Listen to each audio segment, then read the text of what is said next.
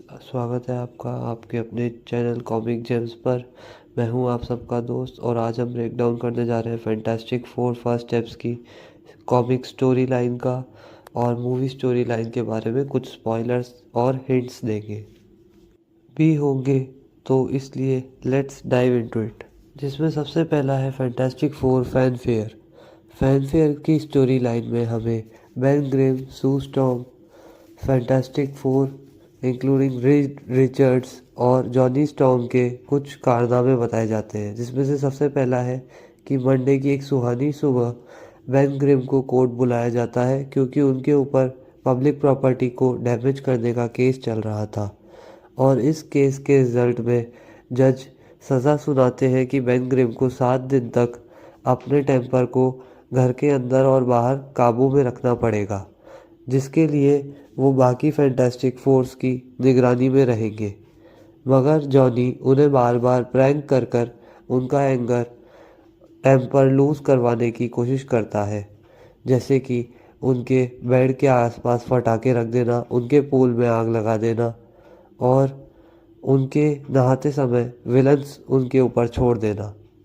बाद में फिर वो एक प्रैंक शॉप में कॉल कर कर काफ़ी सारे प्रैंक के सामान मंगवाता है, जिसमें नाचोस सॉस पर सेल होने पर वो उनको 2 ऑर्डर कर देता है और बाद में फैंटास्टिक कार के साथ भी छेड़खानी करता है उनके नेक्स्ट प्रैंक के लिए।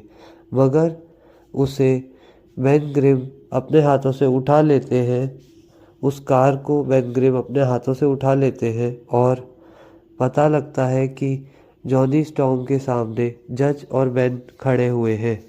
वो दोनों बोलते हैं कि हमने तुम्हें रंगे हाथ पकड़ लिया। वो कहता है कि नहीं, ऐसा नहीं हो सकता। फिर वो पीछे से डिलीवरी आती है कि ये नाचोस के बॉक्स कहाँ रखने हैं।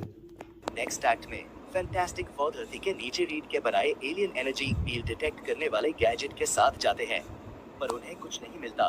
तब जॉनी फ्लेम ऑन कहने ही वाला होता है, मगर बेन उसे रोक देता है।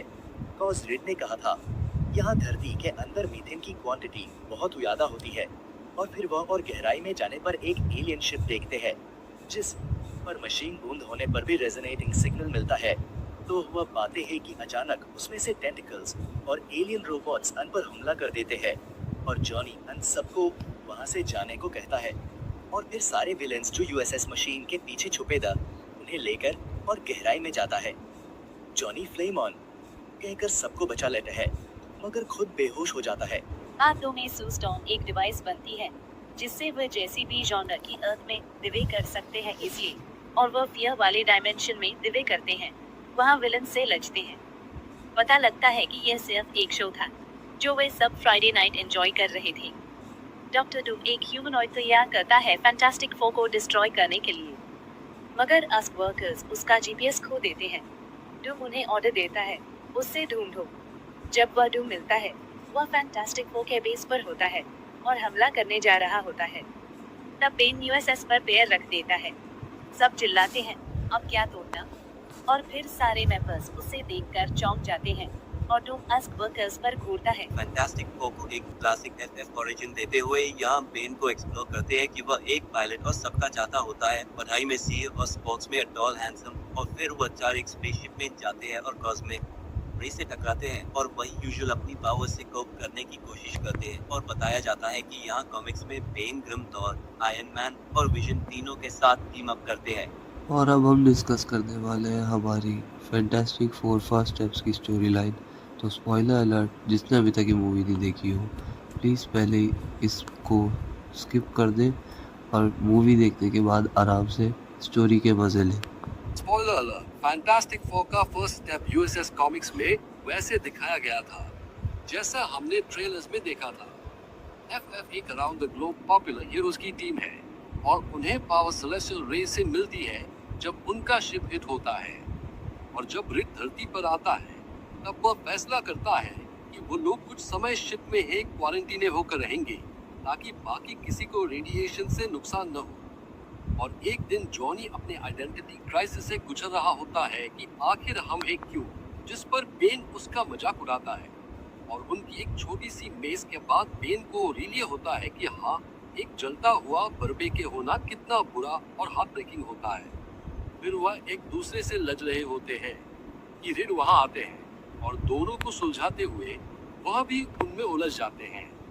फिर सुए स्टॉर्म वहां आती है और उन्हें अलग करती है और बताती है कि मोलेमन वॉल स्ट्रीट पर हमला कर रहा है, जिस पर वह सब वहां जाते हैं और मोलेमन और उसके गिगेंटो को हारते हैं।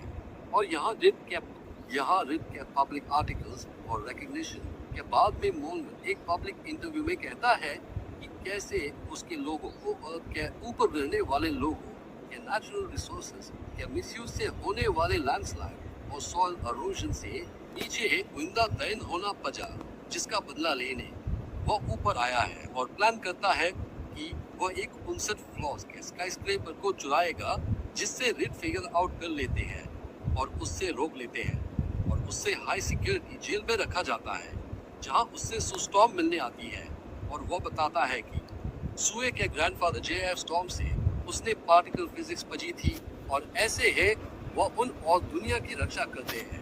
मेरे हिसाब ये शुरुआत का एक्ट होगा, जिसके बाद सिल्वर सर्फर आती है और अर्थ का डिस्ट्रक्शन अनाउंस करती है।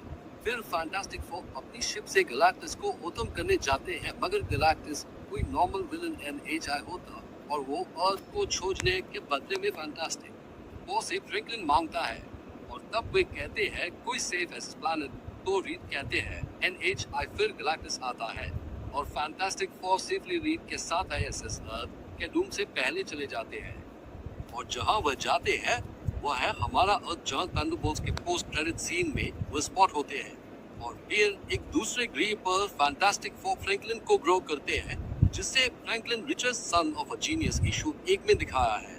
और फिर 4 साल बाद पोस्ट क्रेडिट सीन का आता है, जो बताता है सुए 4 साल के फ्रैंकलिन को अकेले छोड़ कर गई है होती है कि तब ये वहां डूम टेलीपोर्ट होकर आ जाता है और उससे ले जाता है। हाँ, इसी के साथ हमारा कॉमिक ब्रेकडाउन और स्टोरी ब्रेकडाउन ख़त्म होता है। मैं सू स्टॉर्म का दर्द समझ सकता हूँ यार, क्योंकि मैंने भी कुछ दिन पहले ही अपने किसी अपने को अपनी ही गलत आदतों की वजह से खो दिया था। This is me comic James signing off. Thanks for watching.